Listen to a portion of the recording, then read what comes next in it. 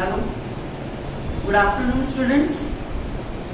Here we are starting with the new chapter, that is control and coordination. This control and coordination is brought about by the nervous system and the endocrine system. Both the systems are integrated, and therefore the system is also referred as neuroendocrine system, because nervous system controls the various activities of the body. As well, the endocrine system coordinates with the various endocrine systems as the glands in the body. So, both the systems are working in hand with each other. But here, we are going to begin with the chemical coordination. It is because, first of all, we should be aware about the system as endocrine, because the system is a specific, the very important system which is called as the system of internal secretion. As in 11th standard, we have already discussed the two types of glands. Do you remember, students? Yes. The glands are the exocrine glands and the others are endocrine glands. Exocrine glands are the glands which are called as duct-bearing glands. So what are endocrine glands then? Endocrine glands are the ductless glands, because the secretion of both the glands is different. Exocrine glands secrete, their secretions are in the form of various enzymes.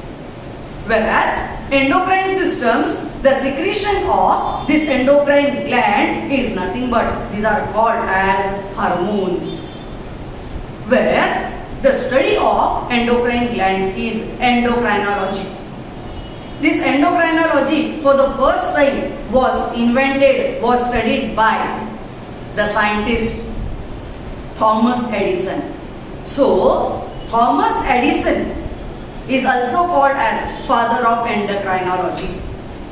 Endocrinology refers to the study of endocrine glands. So here, these are the various types of endocrine glands situated in different parts of the body, and the secretion of these glands is in the form of hormones.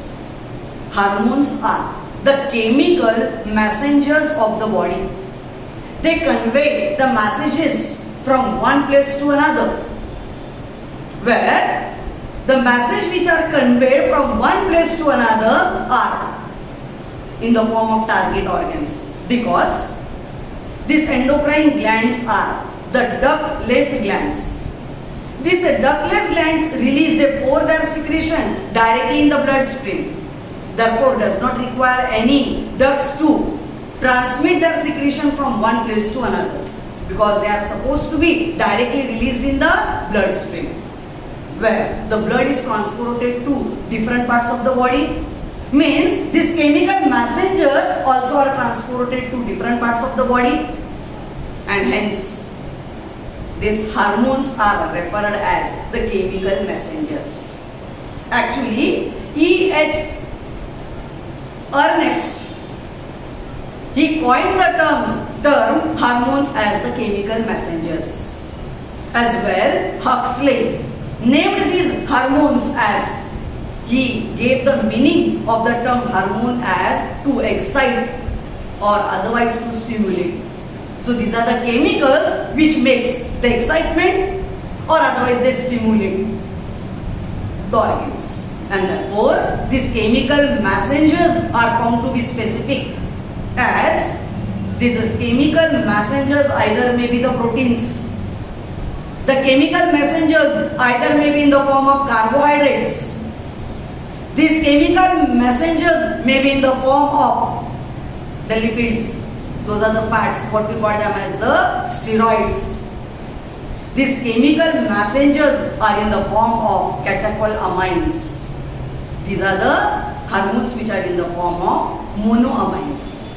So, all such type of the chemicals are secreted by these endocrine glands. And here we are going to discuss in detail the various systems as the glands present in the body which secretes their secretions in the form of hormones.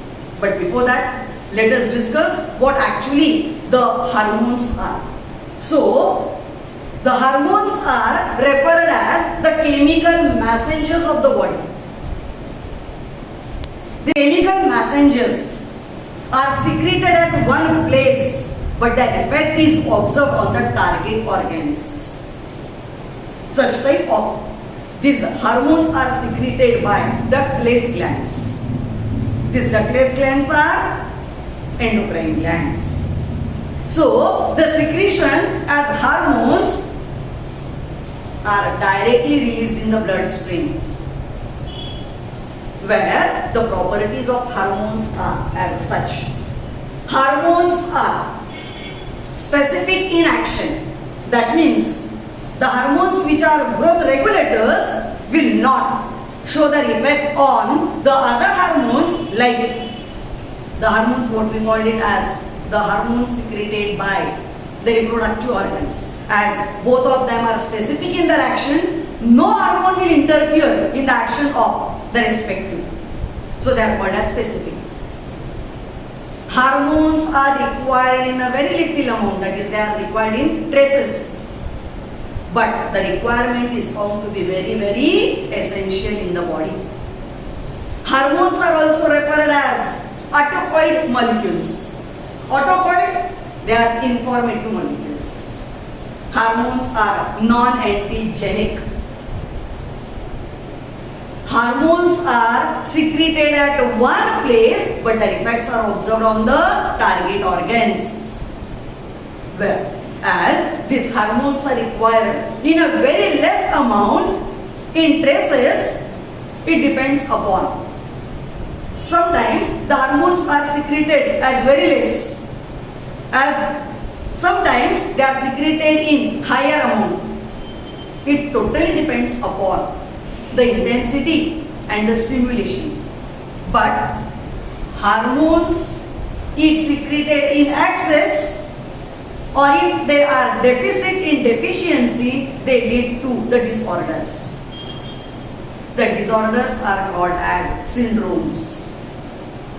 So, all these are the various properties of the hormones.